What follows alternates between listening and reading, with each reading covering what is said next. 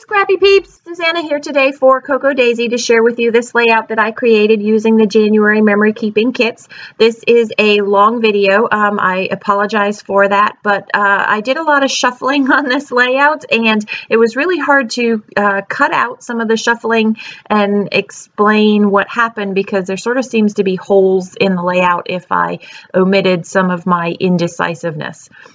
So the inspiration for this layout was this particular exclusive patterned paper, and I wanted to use the frames as frames, and my original concept was that I was going to use these frames and the frames that come in the kit, the sort of like Polaroid frames, and just scatter them throughout a piece of patterned paper.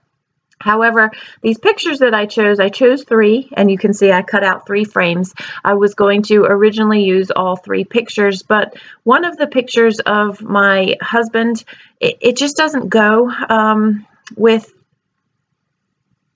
the theme that I ended up going with the layout, and so I end up omitting that 3rd picture, and it left a lot of kind of left a gap in my plan. So I cut out the inside of the frame to make, that's the picture that I end up omitting there because it just doesn't look right in the frame.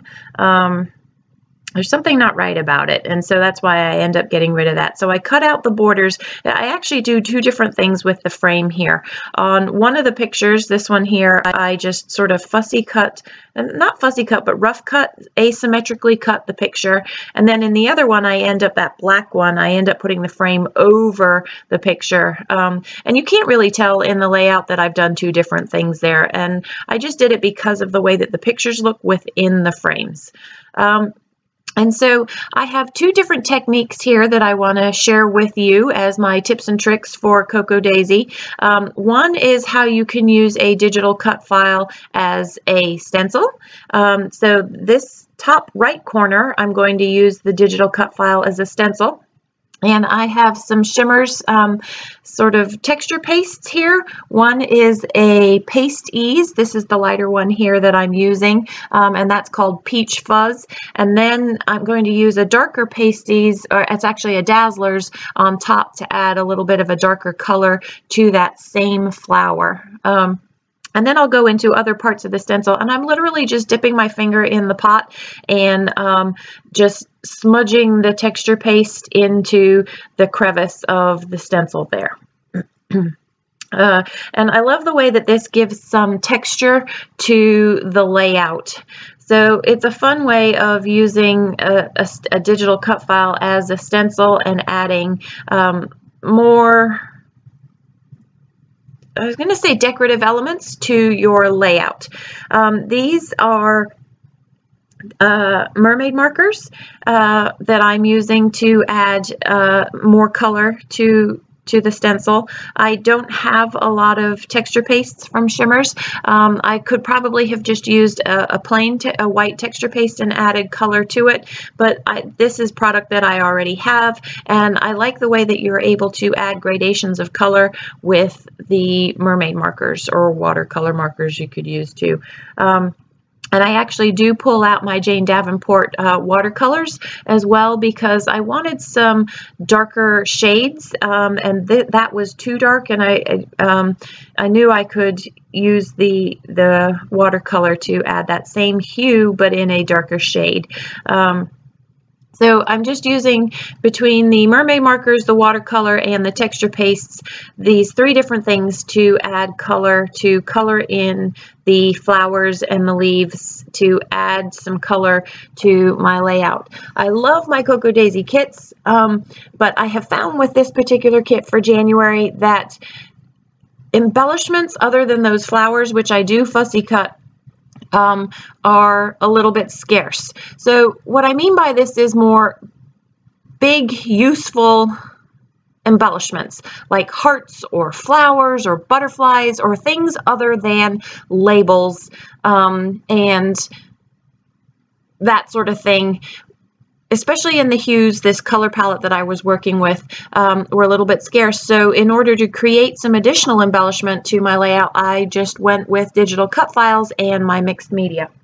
So there's another digital cut file down there at the bottom right hand corner, and my original intent was to actually just leave that white as it is, but then the way that I create sort of the mosaic with these frames, I ended up having everything to the top right on the layout, and it ended up being very heavy, and there wasn't some balance. So in order to create balance, I am going to use mixed media again in that bottom digital cut file down there, and you'll see how I go about doing that. So right now I'm just sort of building the grid within the center of the layout here, incorporating various of the fun elements that are in these January memory keeping kits into my layout. I've got those basic 4, the 2 frames, and then the 2 frames with the pictures, and then I'm starting to use die cuts and puffy stickers and various other things in order to further embellish and just add some visual interest to the layout. And so you can see how I'm trying to incorporate more of the frames in as my original intent had been, but I didn't want to cover up too much, and I also didn't want the frames to compete with the flowers in the mixed media slash digital die cuts there. And so this is what we're going to call the Suzanna Scrapbook Shuffle, because she's not sure where she wants all these things to go. And so I'm just trying to find an arrangement that's pleasing. I have different weights of the peach and the sort of aqua color there, and I wanted to disperse them equally, but also not in an annoying manner. So I really love that pattern paper that's part of the pattern paper add-on from Vicki Boutin, but I needed that orange to sort of tie everything together and put a small frame around the border of my layout. But I also knew that I wanted to fussy cut some of those flowers. That was the original inspiration for the color palette in this layout. And so you'll see in a minute that I'm going to trim that border down so that I can gut the page and still have those flowers to choose from the inside. So as I said earlier, this is where I originally was building the layout because I thought that that was it for the mixed media, but I will cut away in a minute as I decide that I really need something more to do with mixed media. So this is where I just use my trimmer to gut. I think I did 1.5 inch border so that I have enough flowers on the inside to do some fussy cutting. And because it's hard with the rotary trimmer to get exactly where you want it to be, I just use my scissors to clean that off. So I'm going to also have to trim down this white as well because that's still 12 by 12. When I put my stencil to the top of my paper, I didn't go all the way flush, so I used my X-Acto blade there to just trim that very fine white border off. It's much easier to do with your X-Acto than it is a paper trimmer, especially these Fisker trimmers. I find that they slide a fair amount. So when I want precision, it's my X-Acto blade that I go for. So just trimmed off a half inch, and now this is where I've decided I need to add that additional color. So I just used my pencil to outline the petals of the flower and then the leaves, not the little buds, but the green leaves. And so now I'm going to use more of that texture paste as well as some of my watercolors to add some more color. I don't know why I switched up watercolors. I think I was looking for a greater variety in color, and because I have more colors in these, I was able to get a little bit more depth of color as well. So the bulk of what is actually down in this bottom left-hand corner is watercolor, and then I'm going to go and add that texture paste as well. And again, I'm just going to use my finger to apply that texture paste, and I really just love the texture that adds to the layout. So layering color. And so this, I I'm going to actually overlay the digital die cut on top of the watercolor and the texture to give a little bit slightly different look, but it's a complementary look to what I've got going up in the top right hand corner.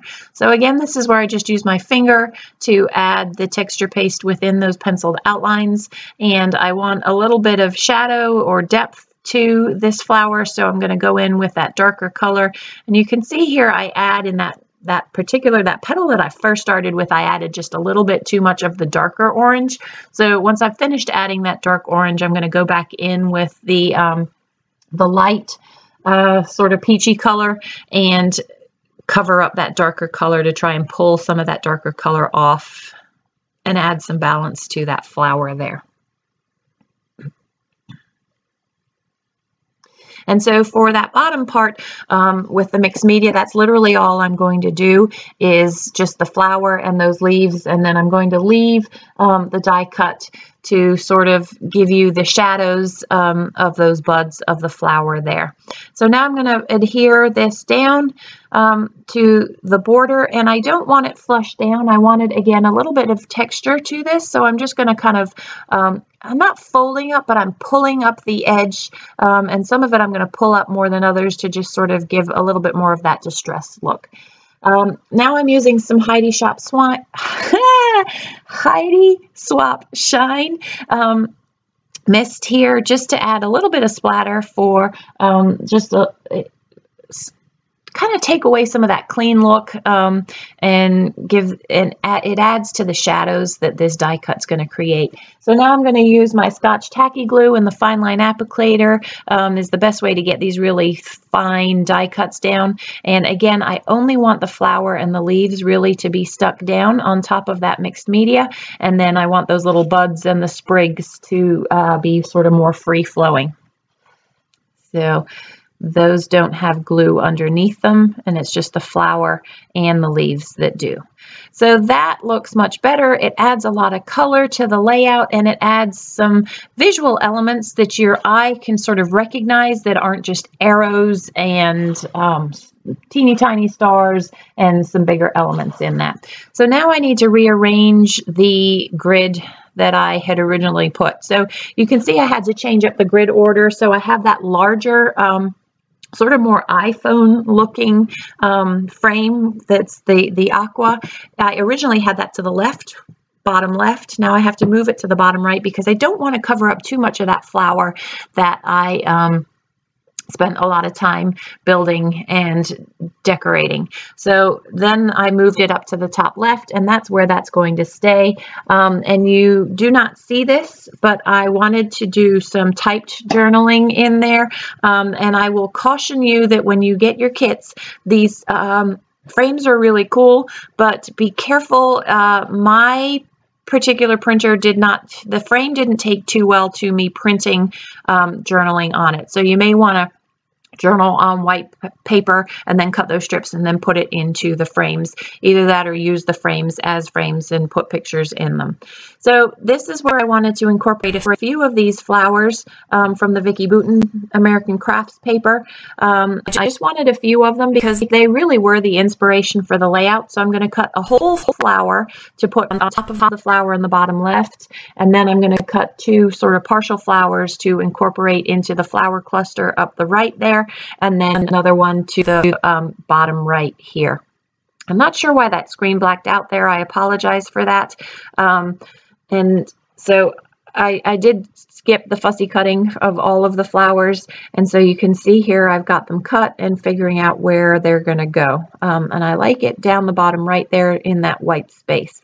But then I like the other two sort of incorporated into those flower clusters in order to show you sort of really where the color inspiration came from.